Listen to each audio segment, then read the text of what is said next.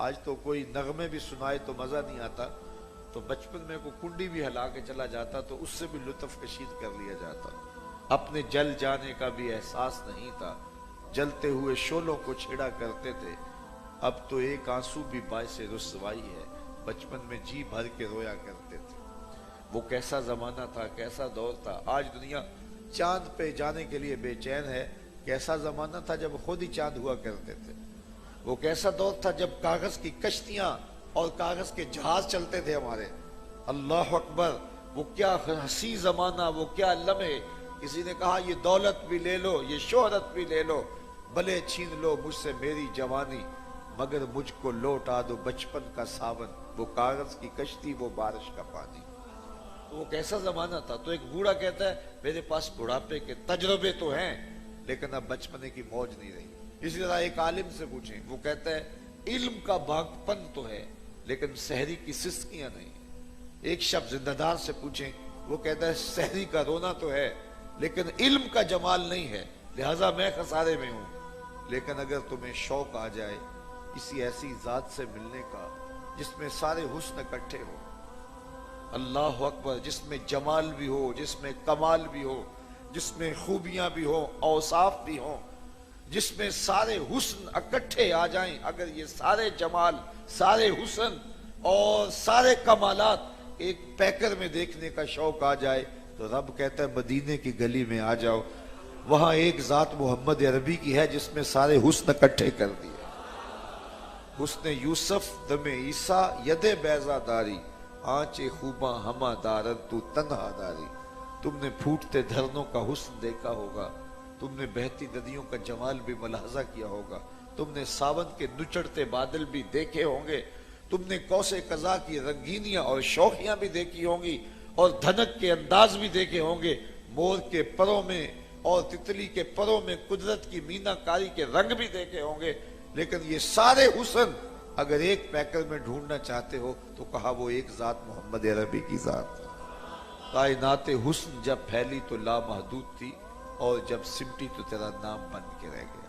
تو کہا قسم محبوب تیرے زمانے کی، بے شک انسان خسارے میں ہے۔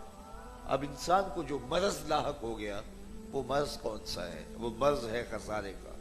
یہ خسارے کا کینسر لگ گیا جو بدن انسانی کو توڑ رہا ہے اور سانسیں توڑ رہا ہے۔ تو قرآن نے انسان کو لگے ہوئے مرض کی نشاندہی کی۔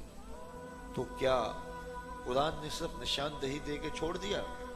جو حاذق طبیب ہوتا ہے وہ مرض کی تشخیص بھی کرتا ہے، پھر علاج بھی کرتا ہے۔ تو قرآن نے انسان کو لگے ہوئے مرض کی تشخیص کی کہ اس کو خسارے کا مرض لگ گیا، یہ ٹوٹ رہا ہے، لمحہ لمحہ ٹوٹ رہا ہے۔ تو مرض کیوں بتایا جاتا ہے کہ مریض کو خوف زدہ کر دیا جائے؟ نہیں، اس کو اس لیے مرض بتایا جاتا ہے کہ وہ علاج دھیان سے کرے، متوجہ ہو۔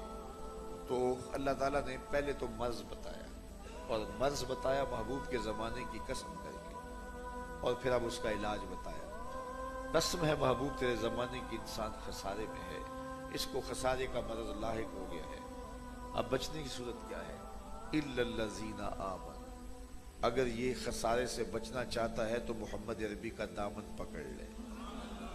ایمان حضور سے تعلق کا نام ہے، حضور علیہ السلام سے جو ہے وہ وابستگی کا نام ہے، حضور سے دل بستگی کا نام ہے، تعلق خاطر کا نام ہے۔ تو کہا محبوب قسم تیرے زمانے کی، بے شک انسان خسارے میں ہے، خسارے سے وہی بچے گا جو تیرے دامن سے لپٹ جائے، تیرے دامن سے وابستہ ہو جائے گا۔ آج کل تو وہ پرانی چکیاں دستیاب نہیں ہیں، لیکن کم از کم جو میری عمر کے لوگ ہیں انہوں نے تو دیکھا ہوگا پہلے چکی سے آٹا پیستے تھے۔ ہم بالکل چھوٹے بچپن میں ہوتے تو دیہاتوں میں چکی سے آٹا پیستے تھے۔ جس نے چکی دیکھی ہے اس کو یہ مثال بخوبی سمجھ میں آ جائے گی کہ دو پتھر ہوتے ہیں، اس کے نیچے والا جامد اور ساکن ہوتا ہے اور اوپر والا متحرک ہوتا ہے، درمیان میں کلی ہوتی ہے اور اس کے آس پاس خالی جگہ ہوتی ہے جہاں دانے ڈالتے ہیں، اس کو ہم اپنی زبان میں گالا کہتے ہیں، اور پھر اس پتھر کو گھماتے ہیں تو جو دانے اس کلی کے ساتھ جڑ کے رہتے ہیں وہ بچ جاتے ہیں، اور جو پتھروں کے نیچے آتے ہیں وہ پس جاتے ہیں۔ رب کہتا ہے محبوب تیرے زمانے کے حسن کی قسم، انسان خسارے میں ہے، बचेगा वही जो तेरे दामन से लिपट के रहेगा। दुनिया पर कितने आए चले गए और जमाने ने उनको पीस के रख दिया, लेकिन बचा वो जो हुजूर के दामन से लिपटा। मैं आपसे अगर पूछूं कि जब मेरे हुजूर तशरीफ लाए तो जमाने के खाकान का नाम क्या है, तो आप जो लोग हैं ये एक आली मर्तबत शेख से वाबस्ता हो और दुरूद व सलाम की खूबसूरत मजालस पे आपका आना जाना है और किबला मुफ्ती साहब के अनफास की खुशबू पाते हो और इस माहौल में परवान चढ़े हो और आप एक इल्मी माहौल से वाबस्ता हो। लेकिन अगर मैं आपसे ये सवाल करूं कि मेरे रसूल के ज़माने के खाकान का नाम क्या है, तो शायद आप ना बता सकें।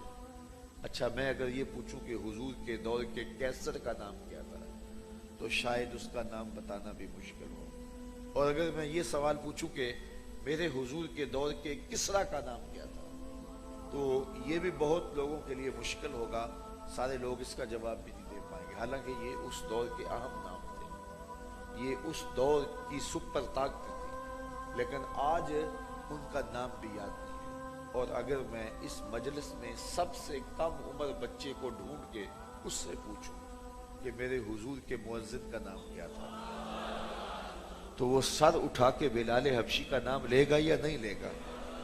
तो फिर किसका नाम बचा?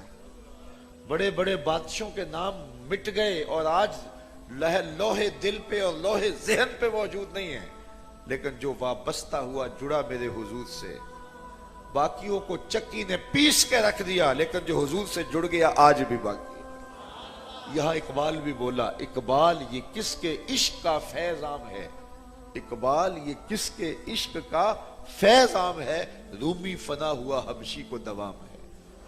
ये रूमी शहनशाह उस दौर की सुपर ताकत, उसके शहनशाह का नाम भी जमाने को याद नहीं है, और मोहम्मद अरबी के बिलाल का नाम आज भी बच्चे बच्चे को याद। इकबाल ये किसके इश्क का फैज़ाम है, रूमी फना हुआ हबशी को दवाम है। तो कहा जो तेरे साथ लिपट जाएगा बाकी वही रहेगा। दुनिया के ऊपर शहनशाहों के नाम मिट गए। आप जाते हैं लाहौर में तो रावी के इस पार जहांगीर का मकबरा है, वहां दिन को जाएं, शाम को जाएं, किसी वक्त भी जाएं, तो वहां आपको उदासियां छाई हुई दिखाई देंगी। बिलखुसूस जो मकबरा है वहां जानवरों की बीटें पड़ी हुई दिखाई देंगी।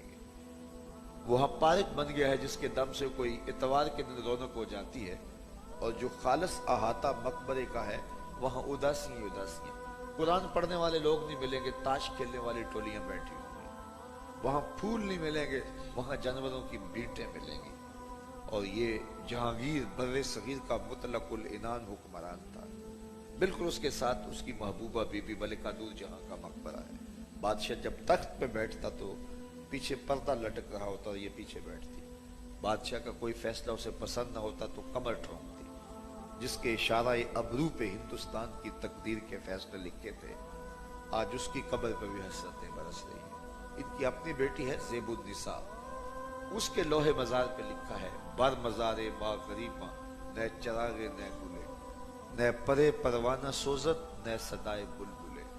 हम गरीबों की कब्र पे ना कुछ चराग जलाने आएगा, ना कोई फूल डालने आएगा, न किसी बुलबुल ने गीत गाने हैं, न किसी परवाने ने पर जलाने हैं। ये कौन कह रहे हैं? बादशाह। बर मजारे माँ गरीबा, आज मरने के बाद गरीब बने हुए। बर मजारे माँ गरीबा न चरागे न गुले, न परे परवाना सोजत न सदाए बुलबुले। ये मैं बादशाहों की कहानी सुना रहा हूं। मरने के बाद बर मजारे माँ गरीबा न चरागे न गुले, और ये रावी के इस पार की कहानी सुनाई है। अब रावी का पुल पार कर जाए। यहां तो लिखा है बर मजारे माँ गरीबा न चरागे न गुले, एक लोहे मजार रावी के पार भी है, और वहां लिखा है गंज बख्शे फैज आलम मजारे नूरे खुदा, ना के सारा पीरे कामिल कामिलारा, रहनुमा सैयदे हजवेर मखदूमे उम्मम, मरकदे ऊ पीरे संजर रा हरम। तो कहा कि जो लिपट गए महबूब के साथ वो खसारे से बच गए।